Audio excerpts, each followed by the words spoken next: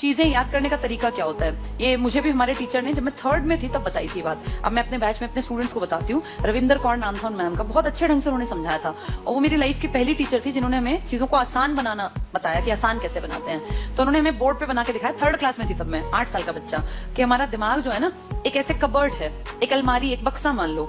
हम सब इस बक्से में, दिमाग में, अलमारी में नॉलेज को, इन्फॉर्मेशन को फिट करते हैं। कुछ लोगों की आदत क्या होती है, अगर हम कबर्ड की बात करें अपने या अलमारी की, कपड़ों की अलमारी की, तो संडे को अपने कपड़े धोए, सारे कपड़े उतारे और इकट्ठे करके ठूस दिए अलमारी में। जब मंडे को उन्हें कहीं जाना होगा तो वो सारे कपड़े दोबारा निकालेंगे, फिर उसमें से एक पेयर ढूंढेंगे और फिर उस पर प्रेस करके बाकी सारे उसमें फिर ठूस देंगे।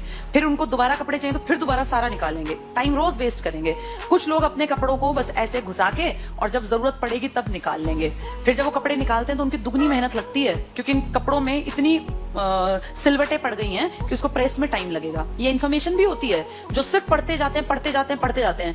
दिमाग में इन्फॉर्मेशन इतनी घुसा ली कि एग्जाम में याद ही नहीं आएगा कि मैंने पढ़ा क्या था। एक बार सुना नहीं ऐसा कि आता तो था पर एग्जाम में याद नहीं आया, ऐसे सेट की थी इन्फॉर्मेशन। दूसरे लोग होते हैं सलीकेदार, वो संडे को अपने कपड़े धोए, शाम को उतारे, हर कपड़े को तभी प्रेस कर दिया। टाइम तो लगना ही है, लेकिन वो रोज रोज टाइम देने से अच्छा एक दिन मेहनत कर ली, थोड़ा टाइम लगा के सारे कपड़े सिस्टमैटिक अपनी अलमीरा में सेट कर लिए।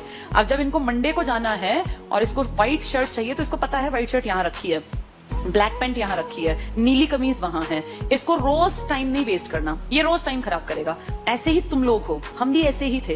ये हमें 3rd में बताया था मैम ने कि जितनी चीजें सीखो ना उनको ऐसे सेट करना, जब जरूरत पड़े एग्जाम में तो तुरंत आंसर निकल के सामने आए। ऐसा ना हो कि मैंने पढ़ तो रखा है यार पर मेरी याद नहीं आ रहा, मुझे याद नहीं आ रहा कि कहाँ था ये, लेकिन मैंने पढ़ा जरूर है। ये इस तरह के लोग होते हैं। जब आपने पढ़ लिया तो ऐसा पढ़ो कि निकला आंसर सामने आ गया। अगर महाराष्ट्र की सीट याद है 48 है तो दूसरा थॉट देना ही नहीं, वहां तुम पढ़ो 42, फिर सोचो पता नहीं थी कि नहीं थी, 48, 49, दिमाग एकदम से बोले हा 48 सीट 4 8। जिस दिन तुम ये सीख गए ना कि आंसर कहाँ है, हर एक ऑप्शन नहीं पढ़ना, मेरी नजर ही आंसर ढूंढ रही है, उस दिन सिलेक्शन होगा। अगर तुम चारों पढ़ के विचार करते हो ना तो अभी बहुत ज्यादा तैयारी की जरूरत है, और अभी तो तुम्हारा वही हालत होगी क्योंकि तुम इनिशियल पर हो। तो ये सिस्टम होता है और ये चीजें कब आती हैं, जब कोई हमें ट्रिक्स बता दे। अब मैंने तुम्हें पूरे देश की 543 सीटों का तरीका बताया, तो इस तरीके में क्या हुआ, चीजें ऐसे बैठ गई दिमाग में। अगर तुमने सुनी होंगी, कोई गारंटी नहीं है मेरी कि तुमने सुनी कि नहीं सुनी, वो तुम्हारी अपनी जिम्मेदारी है।